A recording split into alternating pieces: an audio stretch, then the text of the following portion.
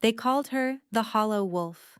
Born with silver eyes and no ability to shift, Mirren was the shame of Velmoran.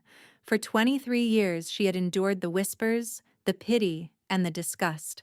But nothing had prepared her for the day Alpha King Corvain stood before his court and declared her worthless.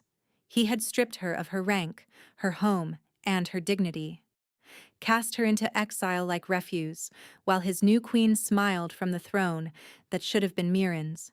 Now she survived in the borderlands, forgotten by everyone who had once pretended to care. She had accepted her fate. She had stopped hoping. Then the rider came bearing the crimson banner of Astravar, the rival kingdom Velmoran had warred with for generations. And when Mirren saw who dismounted from the war horse, her blood turned to ice. Alpha King Kaix, the most powerful ruler on the continent, the man Corvain feared above all others. He had crossed enemy territory, risked war, and ridden for 3 weeks through treacherous lands, and he had done it all for one purpose: her. "I've been searching for you," he said, his amber eyes holding hers with an intensity that made her forget how to breathe. "The whole world calls you worthless, but I know what you really are." Mirren didn't understand. She couldn't understand. Not until he made his offer clear. He would take her to Astravar as his queen. He would give her everything Corvain had stolen. He would protect her with his dying breath. But he warned her of one thing. His kingdom was cursed, and the price of saving it might destroy them both. Neither of them knew how wrong he was. The curse wouldn't destroy them. It would forge them into something unstoppable. The borderlands were where you went when no one wanted you. And Mirren had learned, in the 7 months since her exile, that no one had ever wanted her at all. She crouched beside the half-frozen stream, scrubbing her only spare tunic against the rocks. Her fingers had gone numb hours ago, but she kept working. Stopping meant thinking. Thinking meant remembering. And remembering meant reliving the moment Corvain had looked at her with those cold gray eyes and spoken the words that ended her life. "You are defective, hollow. A wolf who cannot shift is no wolf at all. I, Alpha King Corvain of Velmoran, declare this woman unfit to serve as my mate. She is cast out, stripped of rank and title, banished to the borderlands until death claims her worthless bones." The court had erupted in whispers. Some had laughed. His new queen, the beautiful Solène, had smiled with such satisfaction that Mirren understood instantly. This had been planned. Every moment of the past year, every cold shoulder and cruel rumor, every time Corvain had looked at her with growing disgust. Solène had orchestrated it all, but understanding didn't change anything. Mirren had walked out of that hall with nothing. No possessions, no coin, no family willing to claim her. Her father had died years ago. Her mother had remarried into a pack that wanted nothing to do with a daughter who couldn't shift. She had been alone for so long that exile almost felt familiar. Almost. A branch snapped in the forest behind her. Mirren's head jerked up, her body going rigid. Wolves lived in these borderlands. Rogues, mostly. Criminals and outcasts who had been cast out of various packs. They were desperate and dangerous, and more than once she'd had to hide for days to avoid their hunting parties. But this sound was different. Hoofbeats. Multiple horses. The creak of leather and the clink of metal. Mirren abandoned her washing and scrambled up the rocky bank toward the tree line. Her shelter, if you could call it that, was a shallow cave half a mile north. If she could reach it before they spotted her. "Don't run!" The voice came from everywhere and nowhere, deep, commanding, resonant with an alpha presence so powerful that Mirren's legs locked beneath her. She couldn't move. She couldn't breathe. Slowly, fighting every instinct that screamed at her to flee, she turned. The rider emerged from the trees like something out of a nightmare. His horse was massive, black as midnight, breath steaming in the cold air. Behind him rode 6 more soldiers, all wearing armor that gleamed crimson in the pale winter light. But Mirren barely registered the soldiers. Her attention was fixed entirely on the man. He was tall, taller than Corvain, with shoulders broad enough to block out the sky. His hair was dark, falling in unruly waves past his jaw, and his eyes were the color of molten amber, burning with an intensity that made her want to look away and never stop looking all at once. She knew that banner, crimson and gold, the roaring lion, Astravar, the enemy kingdom, which meant this man could only be one person. Alpha King Kaix, Mirren breathed, the words coming out as vapor in the frozen air. He dismounted in one fluid motion, his boots hitting the snow-covered ground without sound. When he walked toward her, she noticed he moved like a predator, all controlled power and deliberate grace. He stopped 3 feet away, close enough that she could smell him. Pine and wood smoke, and something darker beneath. Something that made her hollow wolf stir restlessly in her chest for the first time in months. "You know who I am," he said. It wasn't a question. Mirren's chin lifted despite her terror. "Everyone knows who you are. The Alpha King of Astravar, the enemy of Velmoran, the man who killed Corvain's father in single combat." She paused. "Have you come to kill me?" "Because Corvain already took everything I had. There's nothing left worth claiming." Something flickered in those amber eyes. Not anger, not pity. Interest.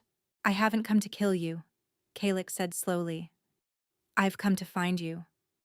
"Find me?" Mirren shook her head, backing up a step. "Why would the most powerful king on the continent come looking for a worthless exile?" "Because you're not worthless." The words hit her like a physical blow. For a moment she couldn't speak. Couldn't process what he'd said. She had heard herself called worthless so many times that she had started to believe it. To accept it. To wear it like a second skin. And now this stranger, this enemy king, was looking at her as if she were something precious. "I've searched for 3 years," Kaix continued, his voice low and urgent, sent scouts to every corner of every kingdom, followed rumors and legends and the ravings of dying seers. They all pointed to the same thing. A wolf born under the bleeding moon, a wolf with silver eyes who carries the light of the ancients in her veins. His gaze held hers, unblinking. A moonborn. Mirren's blood turned to ice. "I don't know what that is," she said quickly, too quickly. "Yes, you do." He stepped closer. "You know exactly what you are. You've always known, even if you couldn't name it. That's why your wolf won't emerge. She's waiting." "Waiting for what?" "For the bond that will unlock her." Mirren's heart was hammering so hard she thought it might crack her ribs. This was madness. She wasn't special. She wasn't powerful. She was a defective wolf who couldn't shift, couldn't fight, and couldn't even keep a roof over her head.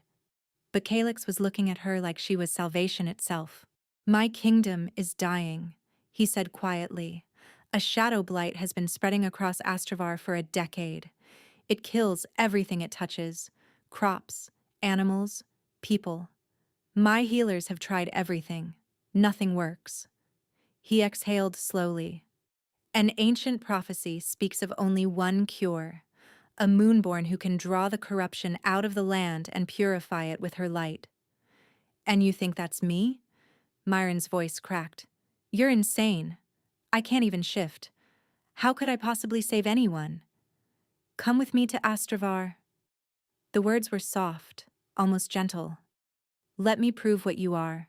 And if I'm wrong, if you truly are what Corvain claimed, I'll return you here with enough gold to live comfortably for the rest of your life." Mirren stared at him. This was a trap. It had to be a trap. But then again, what did she have to lose? She was already dead. Corvain had made sure of that. Living or dying hardly mattered anymore. "And if you're right," she whispered, "if I am this Moonborn? Kaix's expression shifted. Something raw and desperate broke through that controlled exterior for just a moment. Then you'll become my queen, he said, and together, we'll save my people. Before Mirren could respond, one of the soldiers called out a warning. Your Majesty, riders approaching from the east, Velmoran banners. Mirren's stomach dropped. Corvain's men, here. But that was impossible. She was exiled, forgotten. Why would Corvain send soldiers to the borderlands unless someone had discovered what she really was? And they'd come to make sure she never found out. Kaix moved faster than Mirren could process. One moment he was standing before her, and the next she was behind him, shielded by the wall of his body as he faced the approaching riders. Stay close to me, he commanded. Whatever happens, do not run. Mirren wanted to argue. She had been running and hiding for 7 months. It was the only thing keeping her alive. But something in his voice, some absolute authority that vibrated through her bones, made her obey. The Velmoran soldiers emerged from the tree line, 8 of them, wearing the silver and black of Corvain's personal guard. Their leader, a scarred man with dead eyes, pulled his horse to a stop 20 feet away. Alpha King Kaix, the man said, his tone dripping with false respect. You're a long way from Astravar. I'm exactly where I intended to be, Kaix replied calmly. The soldier's gaze slid past him to Mirren. Something ugly flickered in his expression. The exile, he said. We've come to collect her. On whose authority? Alpha King Corvain's. The soldier produced a scroll, though he made no move to hand it over. The woman is wanted for questioning regarding crimes against the crown. Crimes against the crown? Mirren almost laughed. She had been stripped of everything. Cast out like garbage. What possible crime could she commit from a frozen cave in the borderlands? But she knew, with sudden horrible certainty, that this had nothing to do with crimes. They knew. Somehow, they had discovered what Kaix believed her to be, and they had come to silence her before she could become a threat. The woman is under my protection, Kaix said, and though his voice remained level, Mirren felt the alpha power rolling off him in waves. It crashed against the soldiers like a physical force, making several of their horses stamp nervously. The scarred soldier didn't flinch. With respect, Your Majesty, you have no authority here. This is Velmoran territory. The borderlands fall under Alpha King Corvain's jurisdiction. The borderlands are unclaimed, Kaix corrected. That's why exiles are sent here. No pack, no kingdom, no law. Which means Corvain has no more claim to this woman than I do. He smiled, and it was not a pleasant smile. Less, actually. He cast her out. I'm taking her in. The soldier's hand moved toward his sword. I wouldn't, Kaix said softly. The air changed. Mirren felt it, a pressure building in her chest, a hum of power that made her skin prickle. The soldiers' horses began to panic, whites of their eyes showing as they fought against their reins. And then she saw it. Kaix's eyes were glowing, not reflecting light, glowing, amber fire burning in his irises, bright enough to cast shadows. You are 8 men, he said, each word precise and deliberate. My personal guard has killed more than that before breakfast, and He took one step forward, and 2 of the soldiers' horses bolted entirely, their riders struggling to control them. I have killed more men than you have met in your entire life. The scarred soldier's composure finally cracked. Mirren saw his throat move as he swallowed. Alpha King Corvain will hear of this, he said, but his voice had lost its authority. Taking one of his subjects by force is an act of war. She is not his subject. She is an exile. And I am not taking her by force. Kaix glanced back at Mirren, those burning eyes finding hers. I'm offering her a choice. Everyone turned to look at her. Mirren stood frozen, painfully aware of how small and pathetic she must appear. Thin from months of starvation, dressed in rags, hair tangled and unwashed, silver eyes wide with fear. But beneath the fear, something else was stirring. Hope, terrifying, dangerous hope. "Come with me," Kaix said quietly, "and I swear on my blood that no one will ever hurt you again." She thought of Corvain's cold gray eyes, of Selene's satisfied smile, of the years of whispers and cruelty, and being told she was nothing, would always be nothing, and deserved nothing. And then she thought of this man, this enemy king who had searched for 3 years and crossed enemy territory and faced down soldiers for her. Who looked at her like she mattered? "I'll go with you," Mirren said. The scarred soldier's face twisted with fury. "You're making a mistake, girl, when Corvain learns of this." "Corvain cast me out," Mirren interrupted, and for the first time in months, her voice was steady. "He told the entire court I was worthless. He stripped me of everything and sent me here to die." She met the soldier's gaze without flinching. "You can tell him I said thank you." She walked toward Kaix, each step feeling like a choice, like a declaration, like the first moment of her new life. Kaix helped her onto his horse, settling her in front of him with surprising gentleness, his arm wrapped around her waist, steady and warm. "Hold on," he murmured against her ear. And then, they were riding. The soldiers didn't follow. The journey to Astravar took 3 days. 3 days of riding through frozen forests and snow-covered mountains. 3 days of camping beneath winter stars while Kaix's soldiers kept watch. 3 days of Mirren gradually realizing that everything she had been taught about the rival kingdom was a lie. Corvain had always described Astravar as savage, brutal, a kingdom of warmongering monsters who delighted in bloodshed. But Kaix's soldiers treated her with unfailing courtesy. They offered her the warmest blankets, the best portions of food. They called her "my lady" without a trace of mockery. And Kaix himself. He barely touched her, except when necessary, kept a respectful distance when they made camp, asked her questions about her life, her interests, her dreams, and actually listened to her answers. No one had listened to Mirren in a very long time. On the second night, huddled by the fire while the soldiers slept, she finally asked the question that had been burning in her mind. "Why didn't you just take me?" she whispered. "You're the Alpha King. You could have commanded me to come, could have thrown me over your horse like a prize of war." She met his eyes across the flames. "Why did you give me a choice?" Kaix was quiet for a long moment. "Because someone should have," he said finally. "Long ago, before Corvain and Selene and all the cruelty. Someone should have asked what you wanted. Someone should have given you the power to decide your own fate." His jaw tightened. "I couldn't change your past, but I could give you a choice about your future." Mirren's throat constricted. "You don't know me," she managed. "You don't know anything about me except some ancient prophecy that might not even be true. Why do you care?" The firelight caught his amber eyes, turning them to molten gold. "Because I know what it feels like," Kaix said quietly. "To be told you're nothing.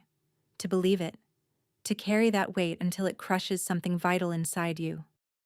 He looked away, into the darkness beyond the fire. "I was not always a king. I was not always powerful. Before my father died, before the crown passed to me, I was the second son. The spare, the disappointment." Mirren stared at him. "My brother was everything I wasn't," Kaix continued. "Strong, confident, born to lead. My father made it clear every day that I was unnecessary. A backup plan he hoped he'd never need." His voice dropped. "When my brother died, when I took the throne, I swore I would never make anyone feel the way my father made me feel. I would never look at another person and see nothing." The fire crackled between them. "The first time I heard of the moonborn prophecy," he said, "it described someone marked as worthless, someone cast out, someone the world had given up on." His eyes found hers again.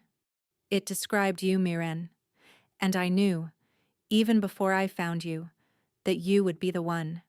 Because only someone who has been broken can understand how to heal. Mirren didn't realize she was crying until she felt the tears freezing on her cheeks. She wiped at them quickly, embarrassed, but Kaix just looked at her with something like understanding. "Get some sleep," he said gently. "Tomorrow we reach Astravar, and everything will change." The city rose from the mountains like a crown of stone and gold. Mirren had never seen anything like it. Velmoran's capital was all hard angles and dark stone, built to intimidate. But Astravar gleamed in the winter sunlight, its towers spiraling toward the sky, its walls carved with intricate patterns that seemed to shift and dance as she watched. And the people. They lined the streets as Kaix rode through, cheering and waving and calling out blessings. Children threw winter flowers. Elderly women reached out to touch the hem of his cloak. Soldiers saluted with fists over their hearts. They loved him. Mirren couldn't reconcile this with the monster Corvain had described. The bloodthirsty tyrant, the savage warrior, the enemy of all that was good. She glanced back at Kaix, who was nodding to his people with quiet dignity. "They seem happy to see you," she said softly. "They've been afraid for a long time," he replied. "The blight has taken too many lives. Too many villages have been abandoned. When I left to find the moonborn, I gave them hope." His arm tightened slightly around her waist. "Now I've returned with you."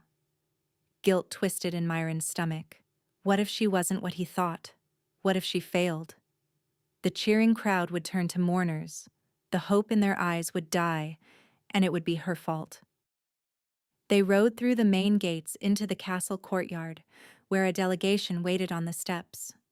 Nobles and advisors and servants, all arranged in formal lines, all staring at her with varying degrees of curiosity and skepticism. One figure stood apart from the rest. A woman, tall and willowy, with hair the color of burnished copper and eyes like chips of green ice. She was beautiful in a cold, sharp way, and she was looking at Mirren with something that went beyond skepticism. It was hatred, pure and undisguised. "My king," the woman said, as Kaix dismounted. Her voice was honey over broken glass. "You've returned. We were beginning to worry." "Your worry is appreciated, Revena." Kaix helped Mirren down, his hands lingering at her waist a moment longer than necessary. Though unnecessary. Revena's green eyes tracked every point of contact between them. "And this is—" She let the question hang, laden with judgment. "This is Mirren," Kaix said. "She will be staying in the Queen's chambers." The courtyard went absolutely silent. Mirren felt the weight of dozens of stares, all of them shocked, most of them hostile. The Queen's chambers. Even she understood what that meant. Revena's mask of composure cracked for just an instant. Something ugly flashed beneath before she smoothed it away. "The Queen's chambers," she repeated carefully. "Your Majesty, perhaps we should discuss this privately." "There's nothing to discuss." Kaix's voice carried the same authority he'd used on the Velmoran soldiers. "Mirren is to be treated as an honored guest. Anyone who disrespects her disrespects me." He offered Mirren his arm. She took it, trying to project a confidence she didn't feel, and together they walked up the steps past the silent delegation. Revena's eyes followed them the entire way. The Queen's chambers were larger than any space Mirren had ever occupied. A massive bed dominated one wall, draped in silks of deep blue and silver. A fireplace crackled with warmth. Windows stretched from floor to ceiling, offering views of the mountains and the city below. And servants. So many servants. They poured her a bath scented with rose oil. They brushed her hair until it shone. They dressed her in gowns softer than anything she'd ever touched, fitted her with shoes that didn't pinch, draped her in jewels that caught the light. When Mirren finally looked in the mirror, she didn't recognize herself. The thin, dirty exile was gone. In her place stood a woman with silver eyes that gleamed like starlight and cheekbones that had been hidden beneath months of hunger. She looked almost beautiful. "The king requests your presence at dinner," one of the servants announced. Mirren's stomach knotted. Dinner. With the entire court. Every noble and advisor who had stared at her with such suspicion. Every enemy waiting for her to fail. But she had survived Corvain's cruelty. She had survived exile. She could survive a meal. The great hall was even more intimidating than she'd expected. Long tables filled with nobles in fine clothing. Servants moving with practiced efficiency. Musicians playing softly in one corner, and at the head of the room, on a raised dais, sat Kaix. He rose when she entered. The entire hall followed suit, standing in deference, and Mirren realized with a start that they were standing for her. For her. She walked the length of the hall on trembling legs, painfully aware of every whisper, every sideways glance. When she reached the dais, Kaix took her hand and guided her to the seat beside him. "You look stunning," he said quietly. "I look terrified," Mirren whispered back. "That too." His lips quirked. "But you're here anyway. That takes courage." The meal began. Course after course of food richer than anything Mirren had ever tasted. Wine that warmed her blood. Conversation that swirled around her without requiring her participation. She was starting to relax when Revena spoke. "I've been curious about something," the copper-haired woman said, her voice carrying across the table. "Our new guest claims to be a moonborn, a creature of legend, and yet..." She smiled sweetly. "I see no proof. No display of power, no shifting." The hall went quiet. Mirren's fork froze halfway to her mouth. "The prophecy says the moonborn's power awakens through the mate bond," Kaix said evenly. "It takes time." Time. Revena's smile didn't waver. "Of course. How convenient." She turned to address the hall at large. "We've all heard the stories. Our king searched for 3 years, spent countless resources, chased rumors across the continent. And now he returns with a woman who cannot prove she is anything special at all." Her green eyes found Mirren's. "Tell me, dear, are you certain you're not simply a clever fraud hoping to warm the king's bed?" Gasps rippled through the hall. Mirren felt heat flooding her face. Her hands were shaking. The old familiar shame was rising in her chest, the voice that whispered she was worthless, would always be worthless. But then Kaix moved. He rose to his feet, and the hall fell deathly silent. "Lady Revena," he said, and though his voice was calm, something dangerous lurked beneath. "You forget yourself. I simply ask what everyone is thinking. You insult a guest under my protection." He stepped down from the dais, walking toward her with slow, deliberate steps. "You question my judgment. You imply your king has been deceived by a commoner." Revena's composure finally cracked. She paled, shrinking back in her seat. "I meant no disrespect, Your Majesty." "And yet, disrespect is what you delivered." Kaix stopped before her, looming over her chair. "Mirren is not on trial. She does not need to prove herself to you or anyone else in this room. She is my guest, and if she chooses to become my queen, she will be exactly that." "If she chooses," the words echoed through the hall, and Mirren felt something crack open in her chest. He wasn't forcing her. Even now, with his entire court watching, he was giving her a choice. "Now," Kaix continued, his voice dropping to a whisper that somehow carried to every corner of the room. "You will apologize to her." Revena looked like she'd swallowed something rotten. "I apologize," she gritted out. "For any offense?" "To her," Kaix repeated, "not to the heir." Revena's eyes found Mirren's. The hatred there had deepened, curdling into something poisonous.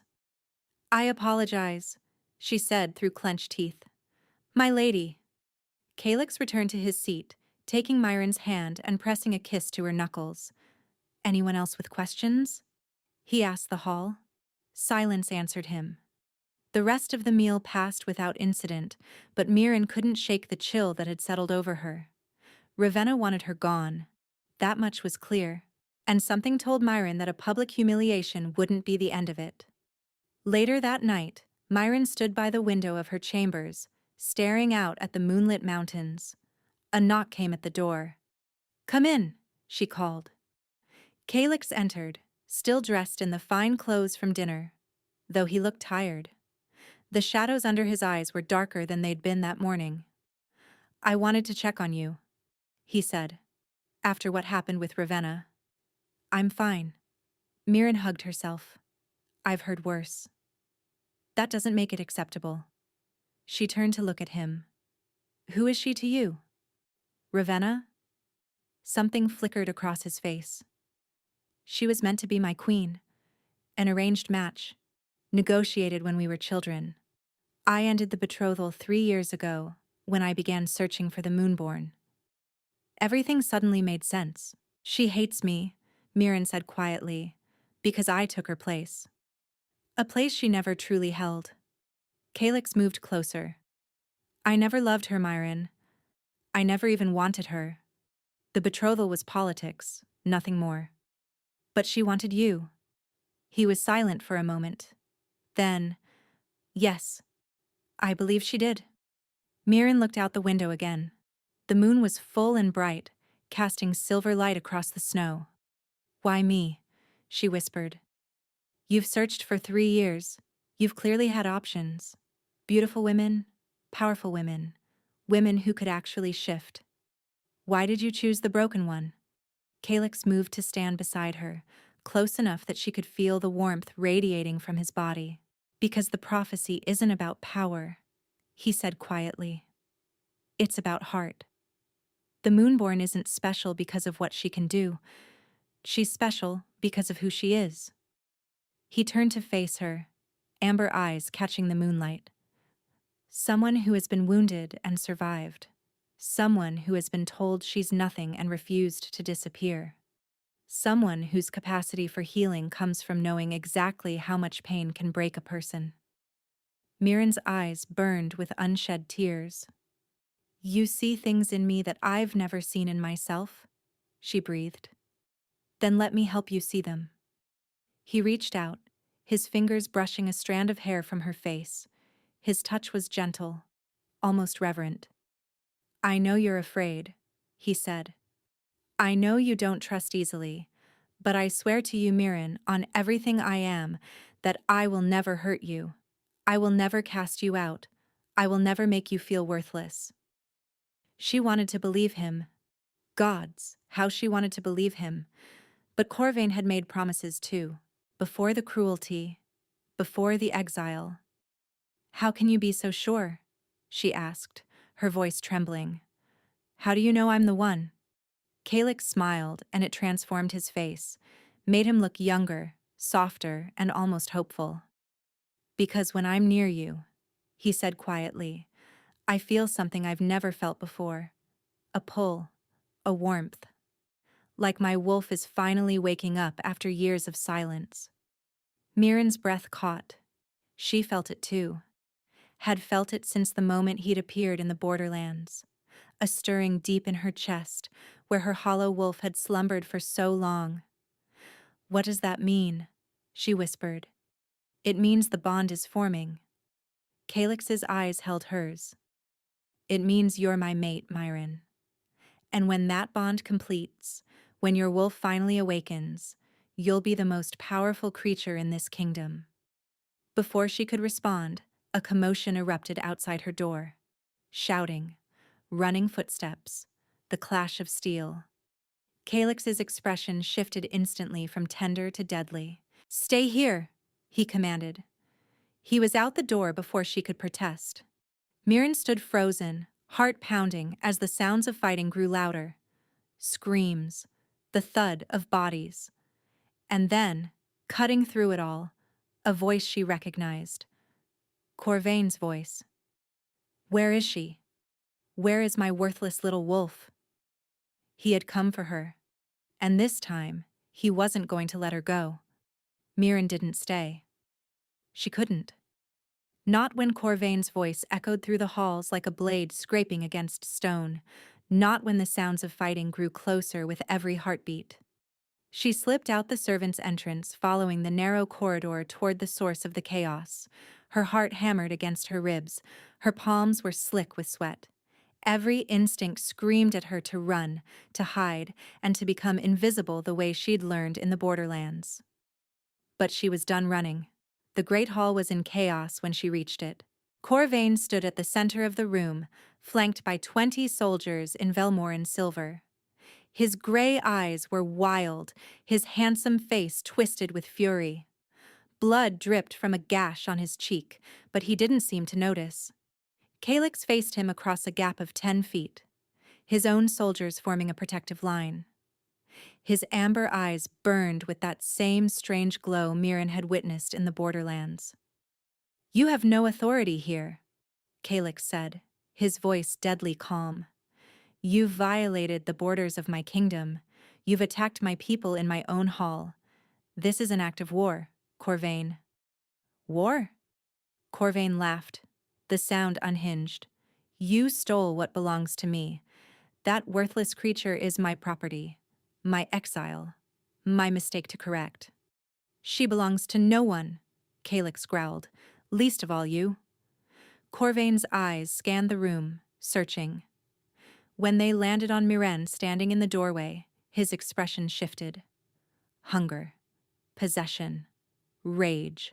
There she is, he breathed. My little hollow wolf. Did you think you could escape me? Did you think hiding behind another king would protect you? Mirren's legs threatened to buckle, but she forced herself to stand tall. You cast me out, she said, her voice steadier than she felt. You called me worthless in front of your entire court. You sent me to die in the borderlands. She took a step forward. I am not yours anymore, Corvain. I never truly was.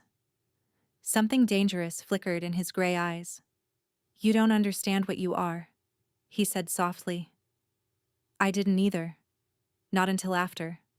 Not until my seers told me what the silver eyes meant, what the bleeding moonbirth meant. His lip curled. You're a weapon, Mirren.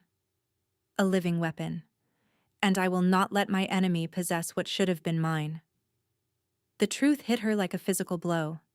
He hadn't come because he wanted her. He had come because he finally understood her value, and he couldn't bear the thought of someone else wielding it. She was still just a thing to him, an object, a tool. She's not a weapon, Kaix said quietly. She's a person. And she has already made her choice. Her choice means nothing, Corvain roared.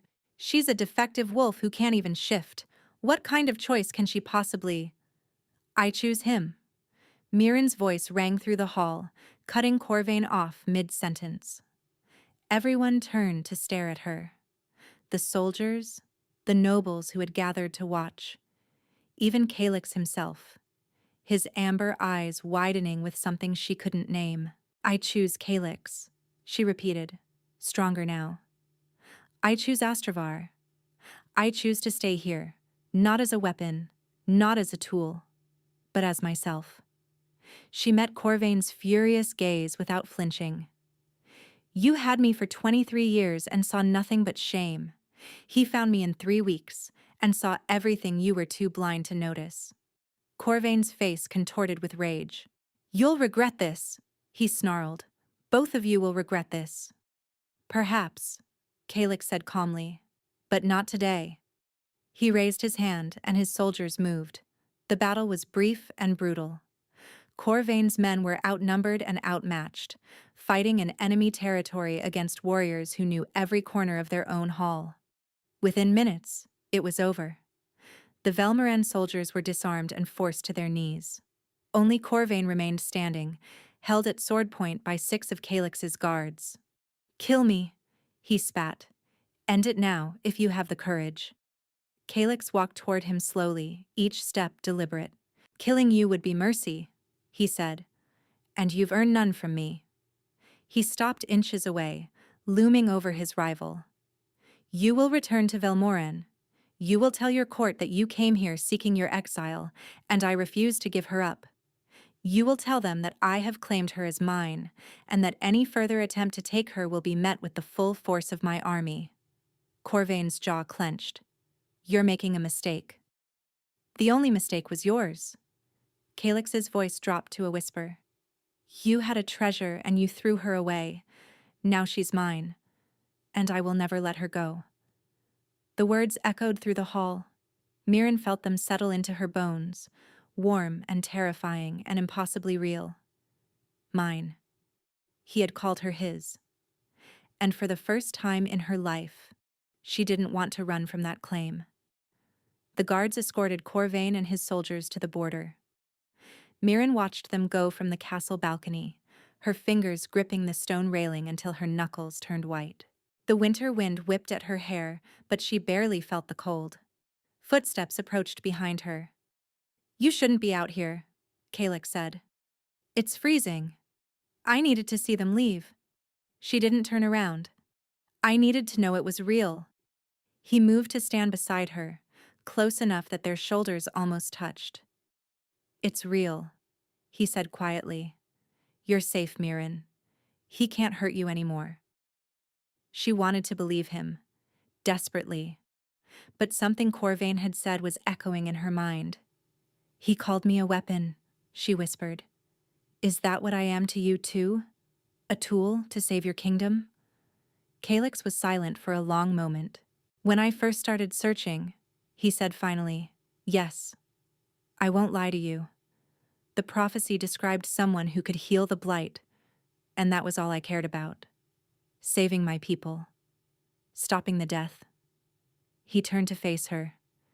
"But then I found you. I saw you standing by that frozen stream, thin and starving and utterly alone, and something changed." "What changed?" His amber eyes held hers. "I stopped thinking about what you could do for my kingdom," he said softly, "and started thinking about what I could do for you." Mirren's breath caught. "I don't know how to be what you need," she admitted, her voice trembling. "I've never been powerful. I've never been special. I don't even know if I can awaken this supposed light inside me." Kaix reached out, his fingers catching her chin and tilting her face up toward his. "Then we'll figure it out together," he said. "No pressure, no demands, just time and patience, and whatever you need to feel safe."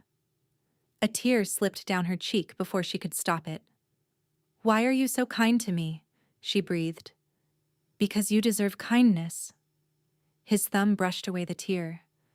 "And because, whether you believe it or not, you've already awakened something in me." Before she could respond, a servant appeared in the doorway. "Your Majesty," she said urgently. "The healer needs you. Another village has fallen to the blight. The survivors are arriving now." The warmth in Kaix's eyes vanished, replaced by grim determination. "How many?" he asked. 37. Mostly children."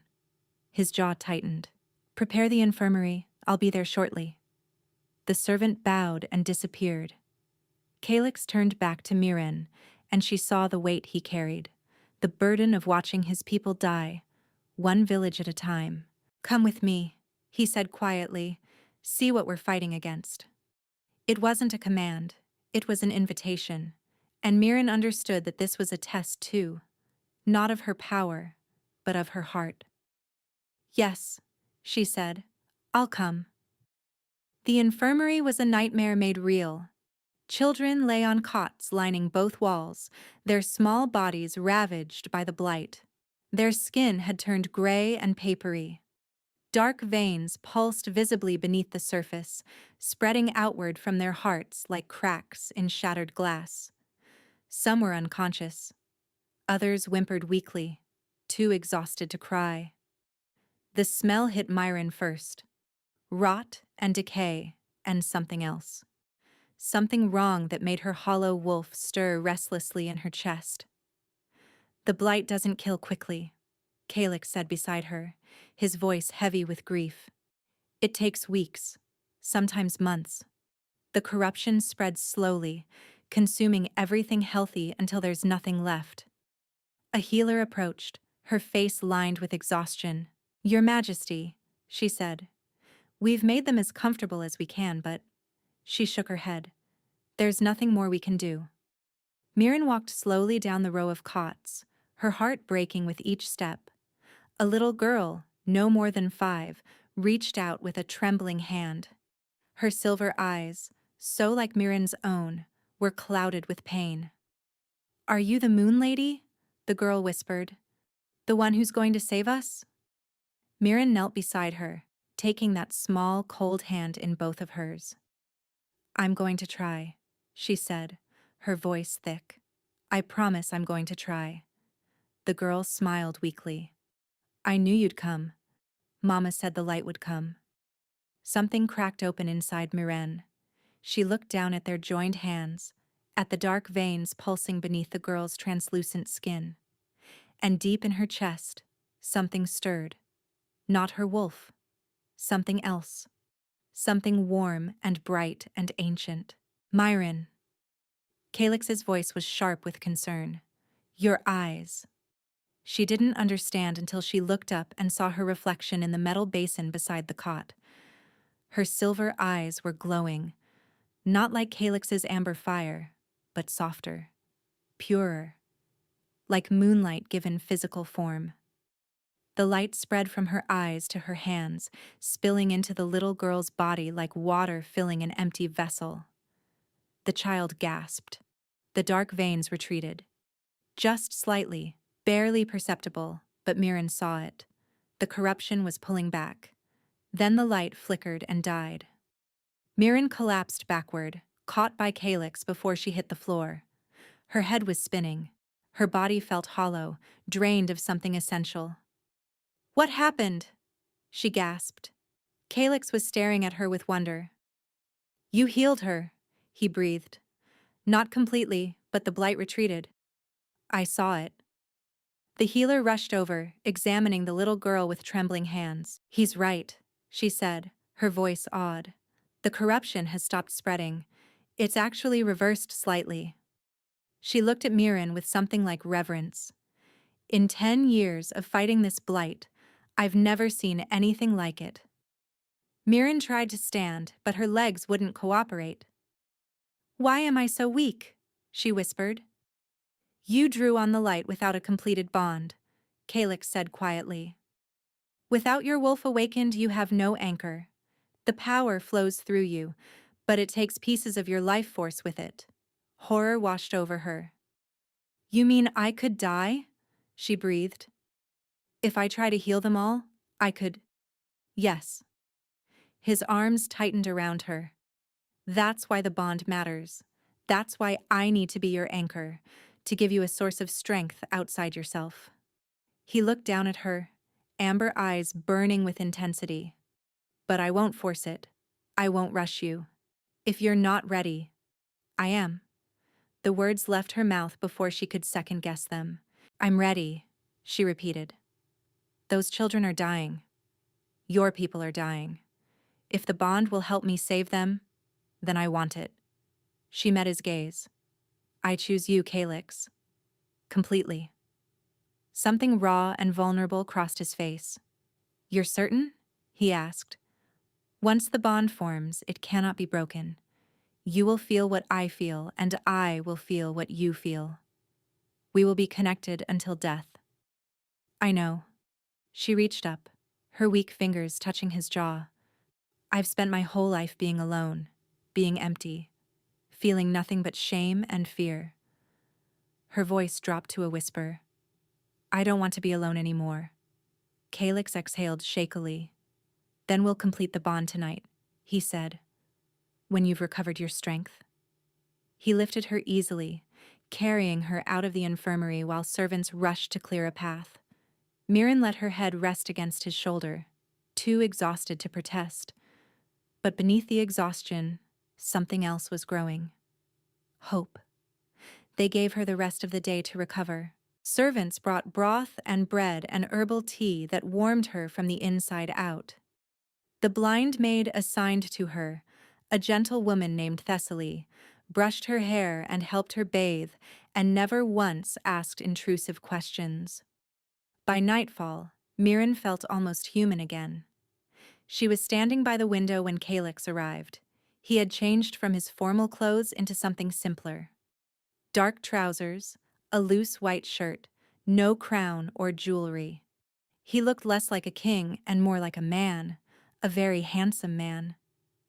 Mirren's cheeks flushed as she registered the thought. "How are you feeling?" he asked, closing the door behind him. "Stronger." She turned to face him. "Nervous." "That's understandable." He walked toward her slowly, giving her time to retreat if she wished. "The bond can be intense, especially the first time." "Have you done this before?" she asked. "Bonded with someone?" "No." His voice was quiet.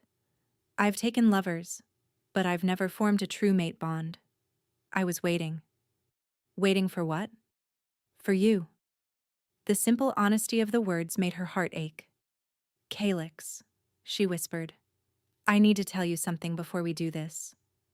He stopped a foot away from her. "Anything." "I've never..." She swallowed hard. "I've never been with anyone. Not truly.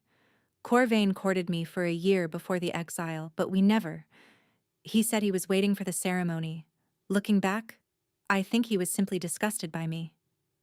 Kaix's expression darkened. "His loss," he said quietly.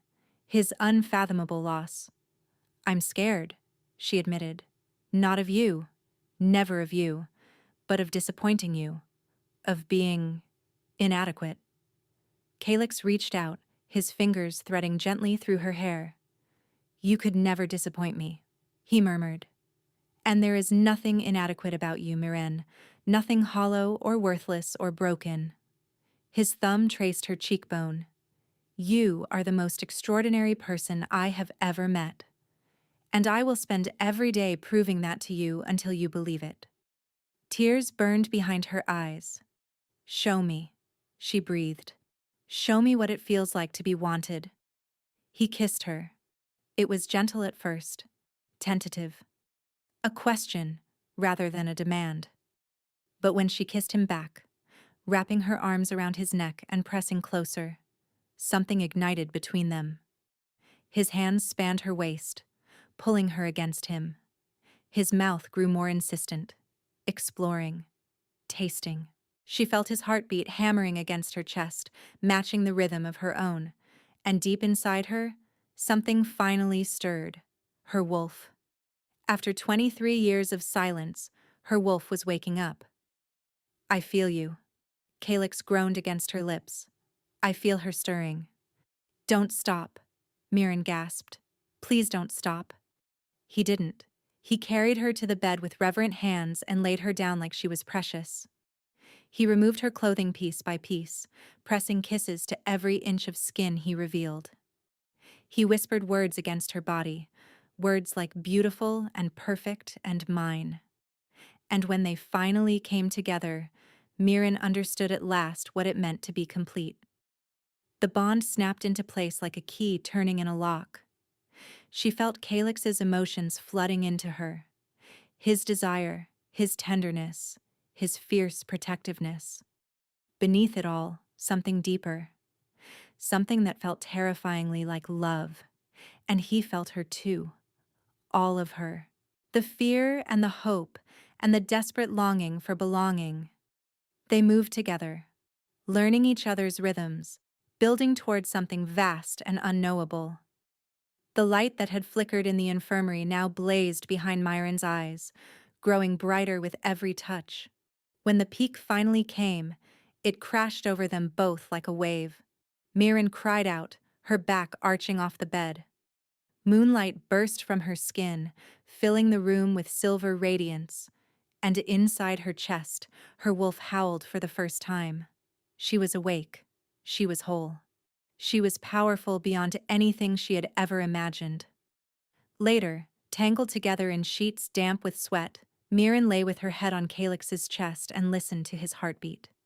"I can feel you," she whispered. "Inside me. It's like I've been empty my whole life, and now I'm finally full." His fingers traced lazy patterns on her back. "The bond will grow stronger over time," he said. "Eventually, we'll be able to communicate without words, to share thoughts and images." "That sounds terrifying," she admitted. He laughed softly. "It can be. No more secrets. No more secrets." The words made her pause. "Kaix," she said slowly. "When you searched for me, your seers described the moonborn. They knew what I would look like, what I could do." She lifted her head to meet his eyes. "But they didn't know where to find me. That's why it took 3 years." "Yes," he said carefully. "But Corvain found you immediately. He knew exactly where you'd taken me. He arrived within days." Kaix's expression flickered. "You think someone told him?" he said. "I know someone told him." Mirren sat up, pulling the sheet around herself. "Someone in your court knew where I was. Someone sent word to Velmoran." The warmth in Kaix's eyes gave way to cold fury. "Revena," he growled. "Maybe. Or maybe someone else. But Kaix." She gripped his hand. "Whoever betrayed you is still here. Still watching. And when they realize I've awakened my power, they'll try again." He was silent for a long moment.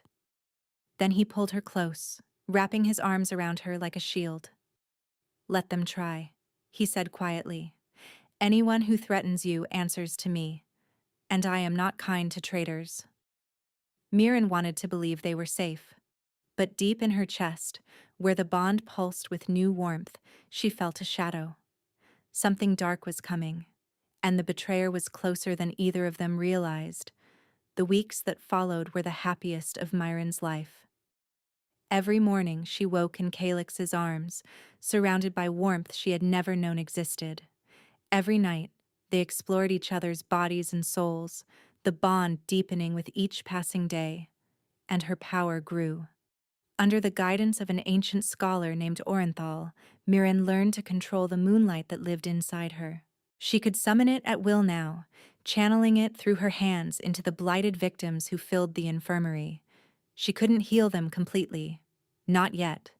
The corruption was too deep, too entrenched. But she could slow its progress. Buy them time. Give them hope. It was more than anyone else had managed in a decade. "You're a miracle," the healer told her one morning, tears streaming down her weathered face. "Those children were supposed to die, and now they're playing in the courtyard." Mirren watched through the window as the little silver-eyed girl chased her friends around the garden. She was still pale, still fragile, but she was alive. Alive because of Mirren. The thought filled her with something foreign and wonderful. Purpose. For the first time in her life, she had purpose. The council meeting that afternoon should have been routine. Mirren sat beside Kaix, still unused to her place at the table but no longer afraid of it. The nobles had warmed to her over the past weeks, especially after word spread of her healing abilities. Even the skeptics had begun to bow their heads when she passed. Only Revena remained hostile. The copper-haired woman sat at the far end of the table, her green eyes fixed on Mirren with unblinking intensity. She hadn't spoken a word against Mirren since the public humiliation, but her hatred was palpable. "The blight has retreated from 2 more villages," the chief advisor was saying.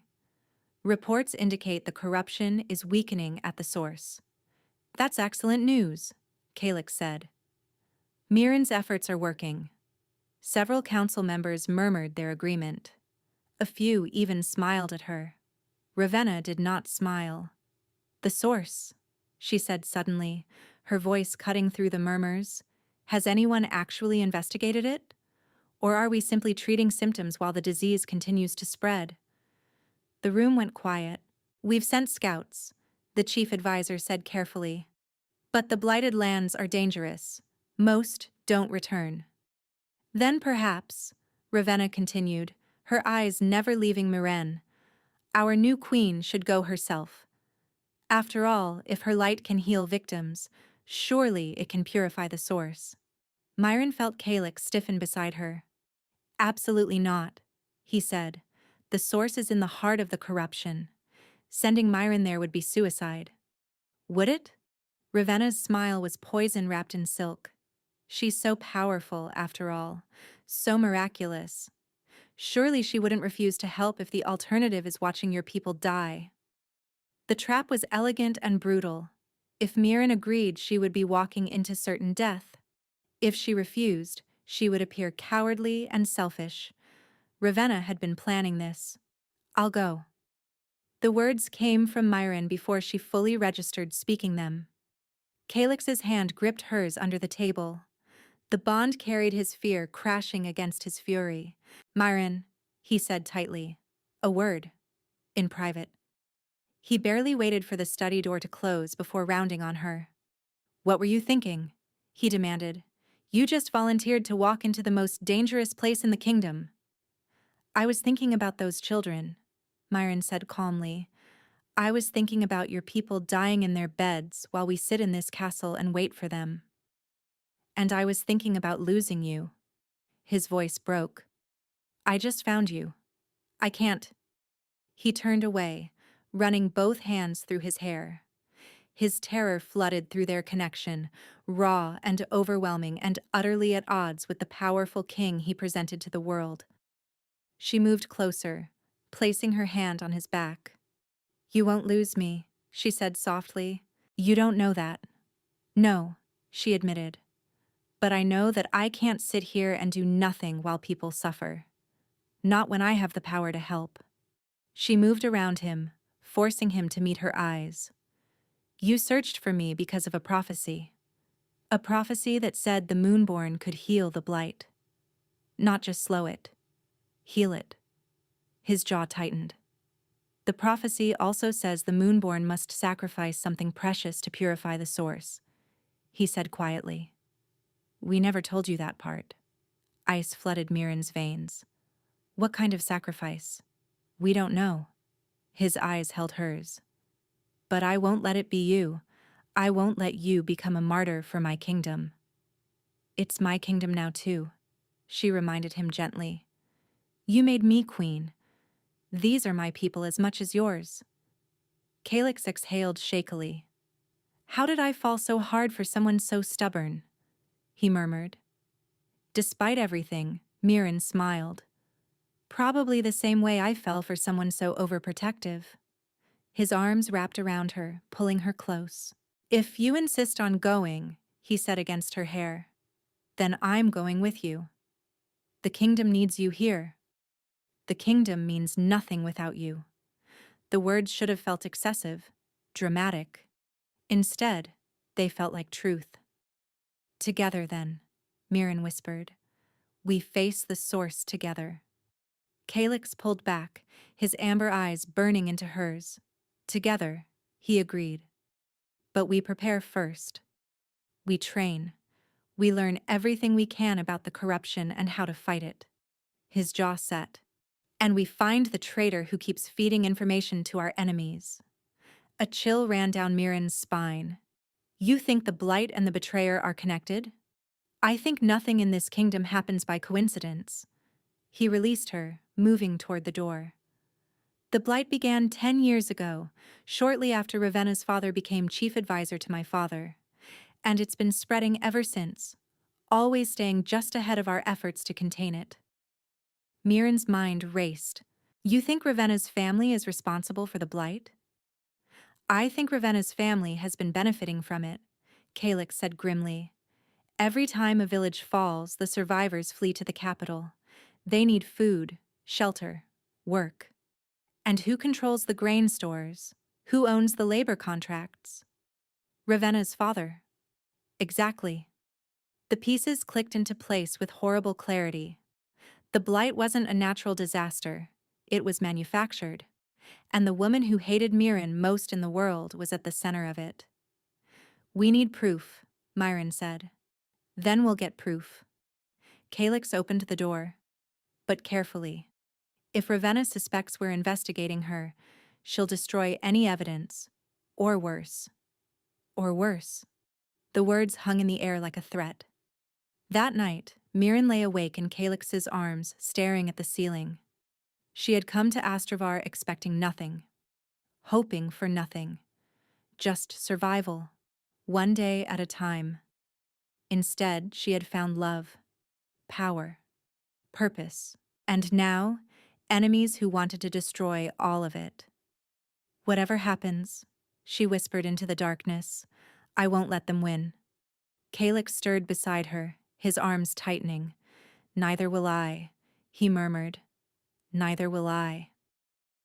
But somewhere in the castle, hidden in shadows, a figure watched and waited. And the real betrayal hadn't even begun. The investigation took 3 weeks. 3 weeks of secret meetings, whispered conversations, and carefully gathered evidence. 3 weeks of Mirren playing the gracious queen while Kaix played the unsuspecting king. 3 weeks of watching Revena smile her poisonous smile, never knowing they were closing in.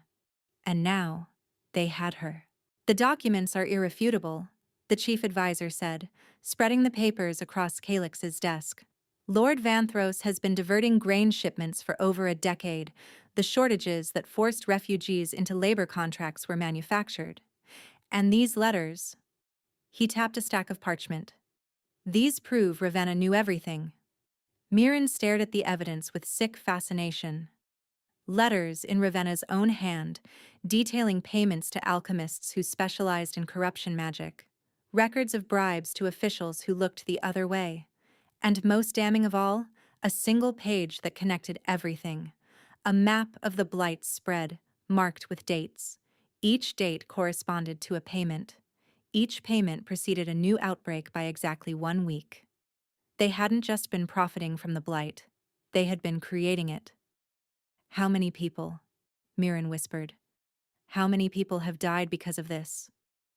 The chief advisor's face was gray. Thousands, he said quietly. Perhaps tens of thousands over the years. Kaix stood motionless by the window, his back rigid with barely contained fury. The mate bond pulsed with his rage, hot and terrible and barely controlled. Arrest them, he said, his voice deadly calm. Both of them, tonight. Your Majesty, the advisor hesitated. Lord Vanthros commands significant loyalty among the Eastern nobles. If we move against him without... I said arrest them. The advisor bowed and fled. Mirren moved to Kaix's side, taking his hand in hers. We'll get justice, she said softly, for all of them. He turned to face her, and she saw the weight of 10 years of failure in his eyes. I should have seen it, he said. I should have known.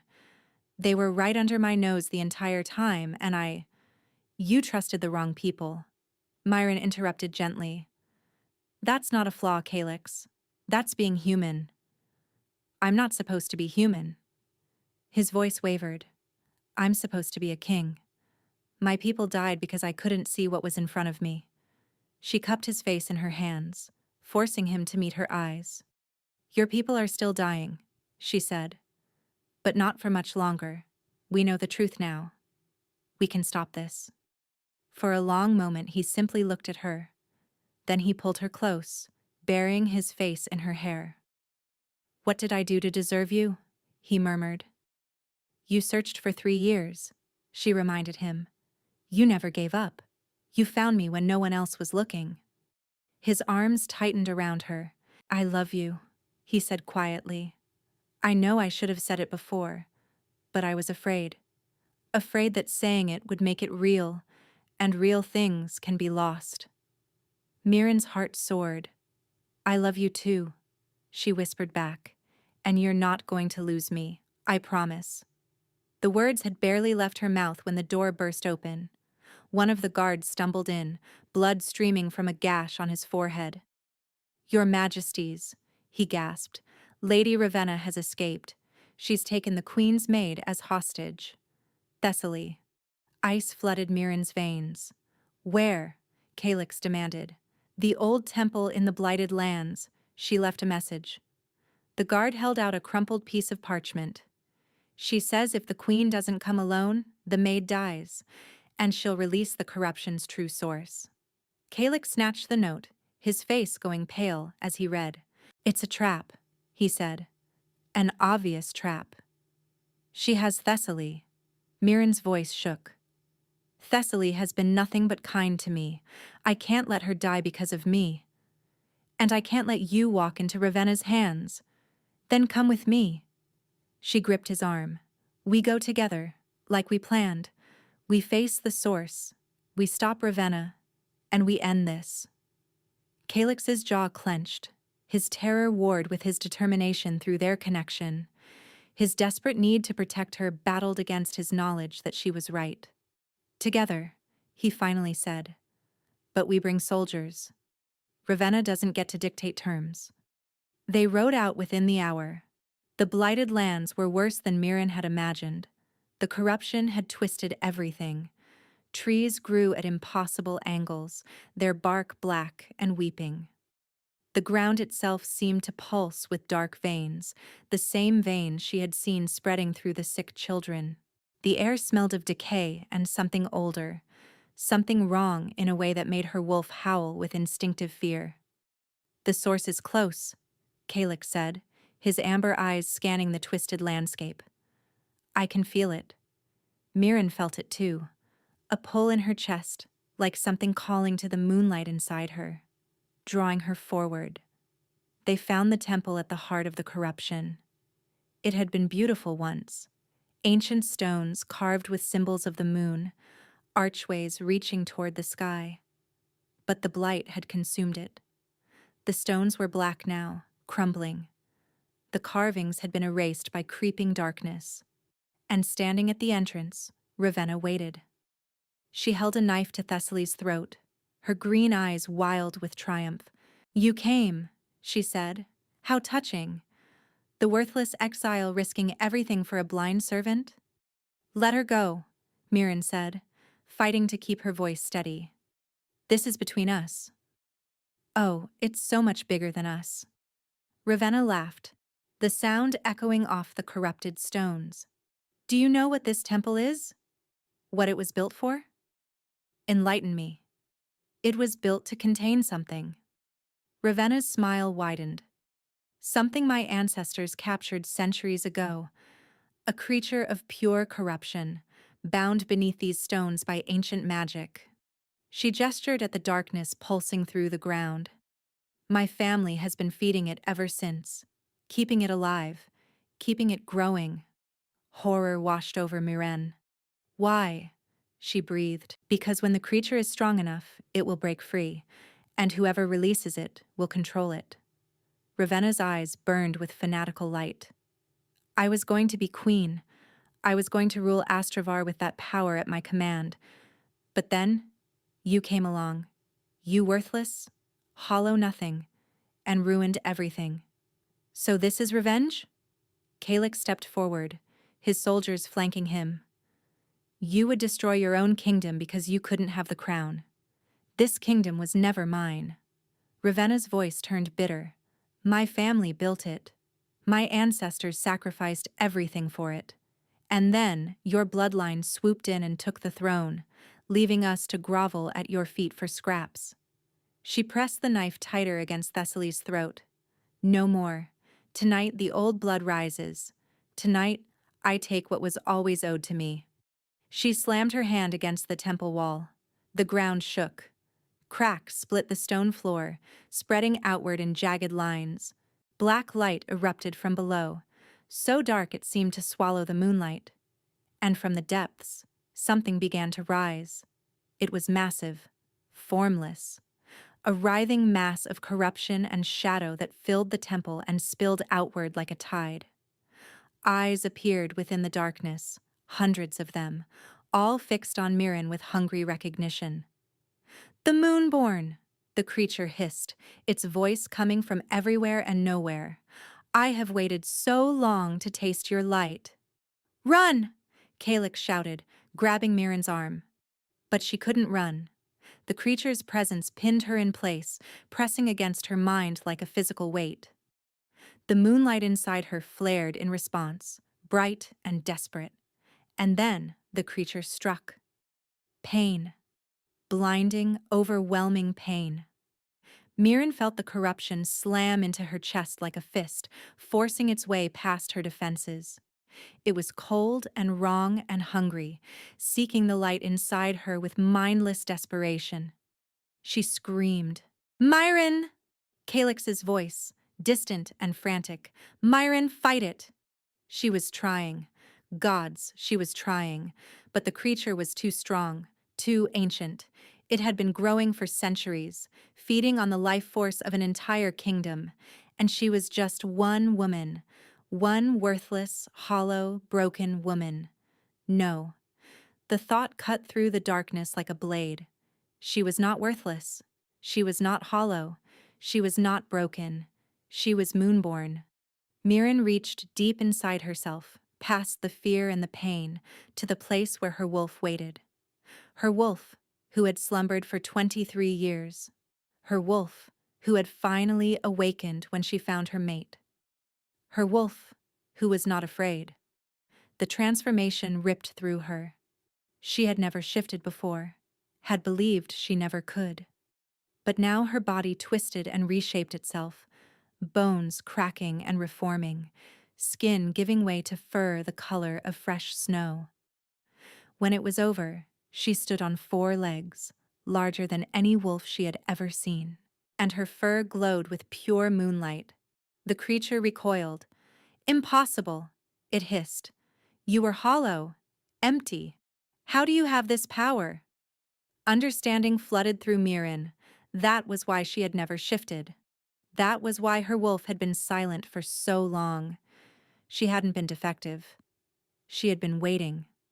The hollow space inside her, the emptiness everyone had mocked and pitied, had been a vessel. A container meant to hold something vast and ancient and powerful. The light of the moon itself.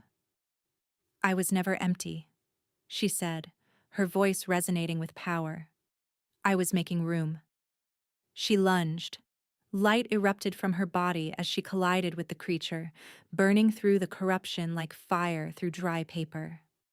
The creature screamed, a sound that shook the temple to its foundations. But it wasn't enough. The creature was too large, too entrenched. For every shadow she burned away, more rose to take its place. "Mirren!" Kaix was suddenly beside her, his own wolf form massive and golden. His strength flowed into her through their bond. "Take what you need. Everything I have is yours." She drew on their connection, pulling his energy into the light. It still wasn't enough. The creature laughed, a horrible wet sound. "You cannot destroy me," it gloated. "I am fed by suffering, by despair, by every life that has been lost to the blight. You would have to purify the entire kingdom to—" It stopped. Understanding dawned in its countless eyes. "No," it whispered. "You wouldn't. The cost would be worth it." Mirren closed her eyes. The prophecy had spoken of sacrifice. Something precious. Something vital. Now she understood. To purify the source of corruption, she would have to give up everything the corruption fed on. Every drop of suffering. Every moment of despair. Every memory of being worthless and unwanted and alone. She would have to let go of her pain. All of it. The fear of abandonment. The shame of being different. The years of cruelty and rejection and silent tears. It had shaped her, defined her, become so much a part of her that she didn't know who she was without it. But she knew who she wanted to be. She wanted to be someone who healed instead of hurt. Someone who gave instead of took. Someone who loved without fear. "I forgive them," she whispered. The words were harder than any battle. "I forgive my mother for leaving. I forgive Corvain for casting me out. I forgive everyone who called me worthless and hollow and broken." The light grew brighter. "I forgive myself for believing them." The creature screamed as the moonlight blazed like a sun. "No, stop. You cannot. I release it all," Mirren said, and tears streamed down her wolf's face. Every wound, every scar, every moment of darkness. The light exploded outward. It swept across the temple, burning away the corruption like morning burning away mist. It spread beyond the walls, racing across the blighted lands, touching every twisted tree and poisoned stream. Wherever it passed, the darkness died. And deep in the earth, bound by chains of moonlight, the ancient creature of corruption finally, permanently, died with it. Mirren woke in human form, cradled in Kaix's arms. The temple was gone. The corruption was gone. Around them, the land had begun to heal, green shoots already pushing through the cleansed soil. "You did it," Kaix breathed, his face wet with tears. "You saved us all." She tried to speak, but her voice wouldn't come. The sacrifice had been real. She could feel the hollow spaces inside her, where the pain used to live. For so long, that pain had been her companion, her constant, her dark familiar. Now it was gone, and she didn't know how to be herself without it. "Mirren." Kaix's hand cupped her face. "Stay with me, please."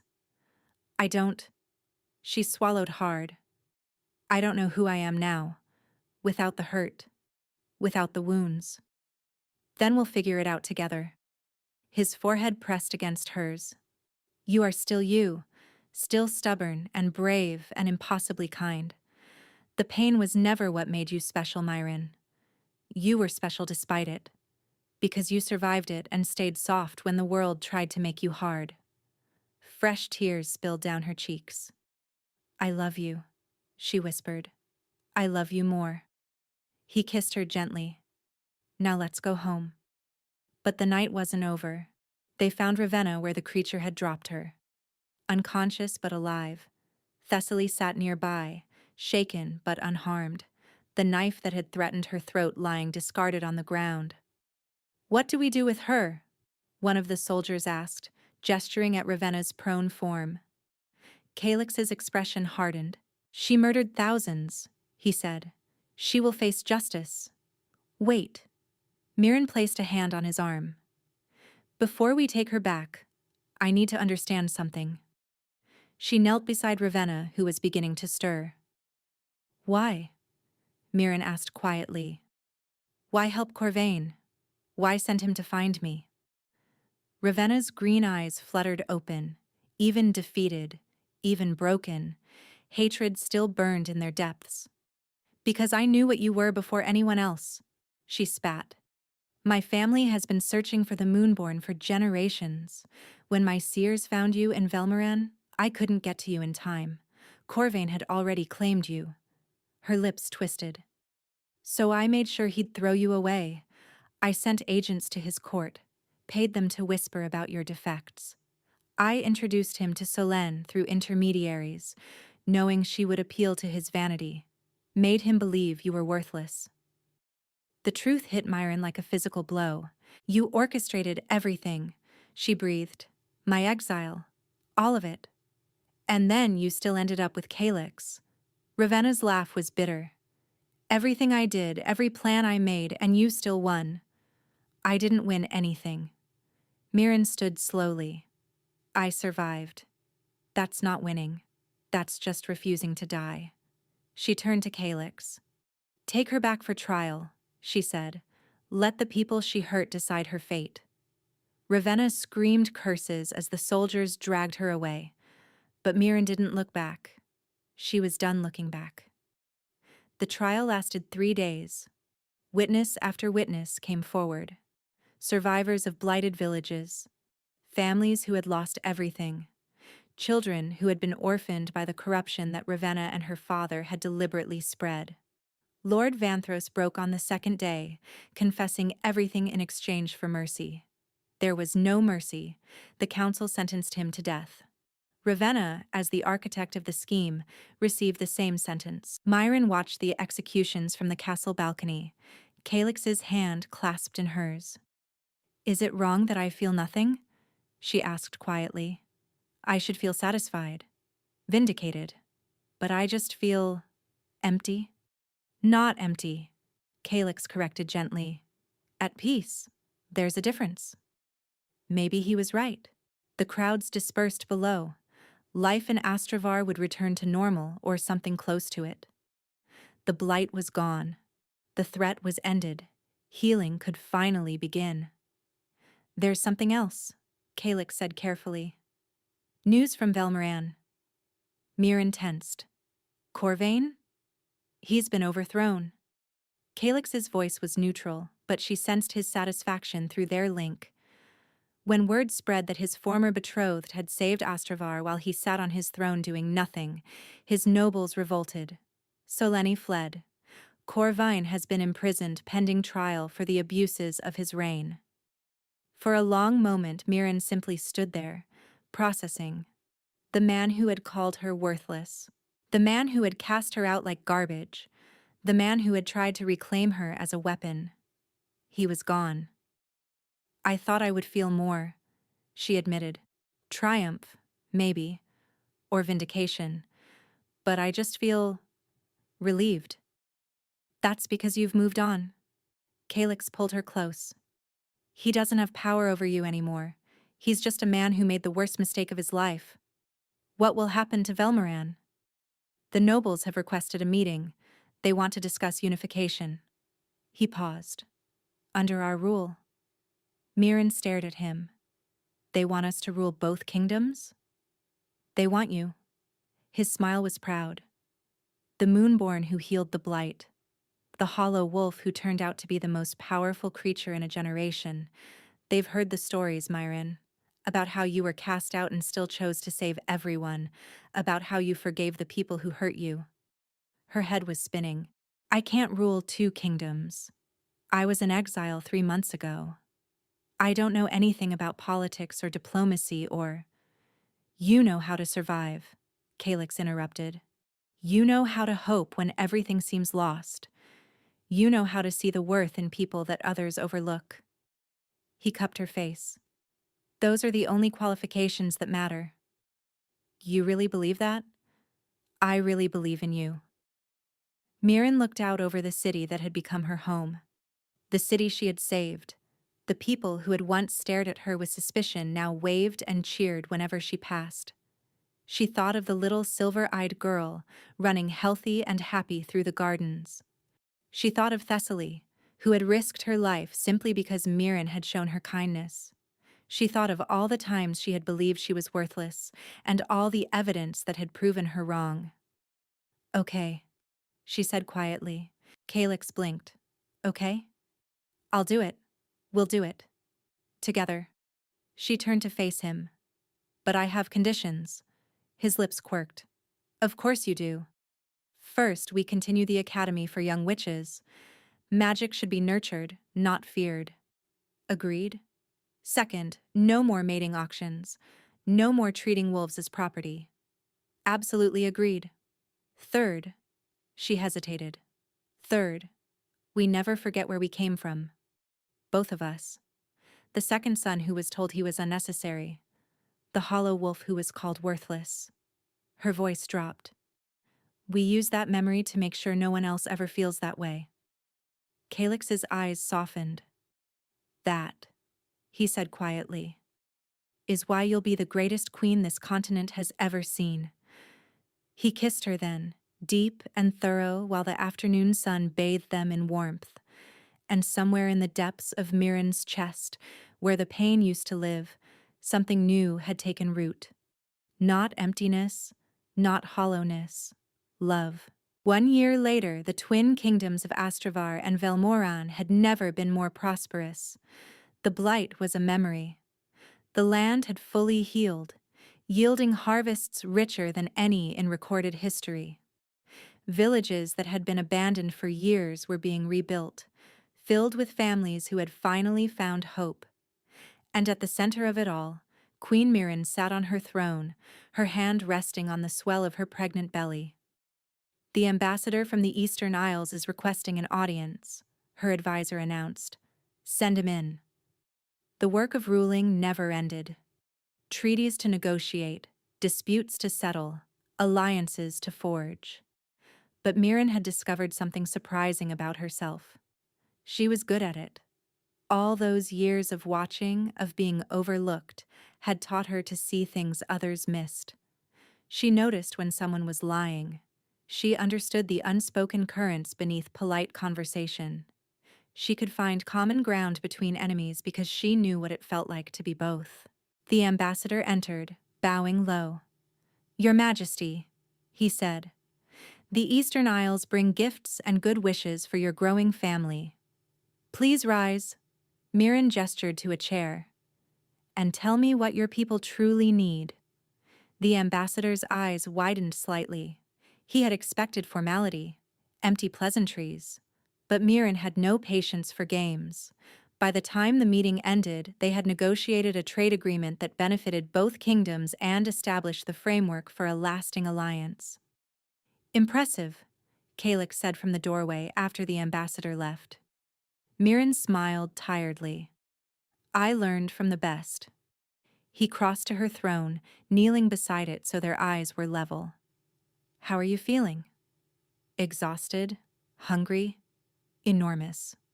She laughed, but happy. His hand joined hers on her belly.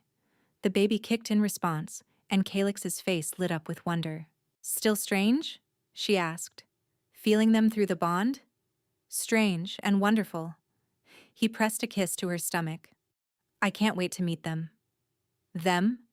He looked up, amber eyes dancing. "The healer confirmed it this morning.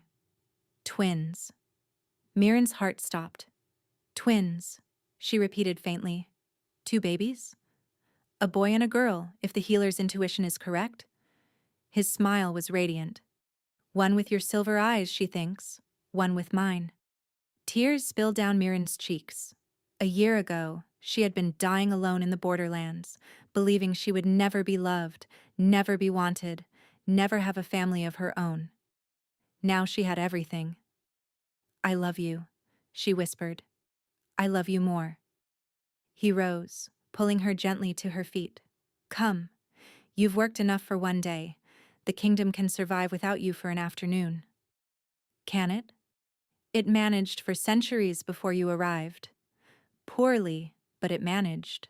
She laughed, letting him lead her through the castle. They ended up in the garden, the same garden where he had first told her he was falling for her. The roses were in full bloom, filling the air with sweetness. Kaix spread a blanket on the grass, and they lay together watching the clouds drift overhead. "Do you ever think about how different things could have been?" Mirren asked quietly. "If you hadn't found me, if Corvain's soldiers had gotten there first?" "Sometimes," he admitted. "But then I remember something." "What?" "That the prophecy wasn't about finding you." He turned his head to look at her. "It was about you finding yourself.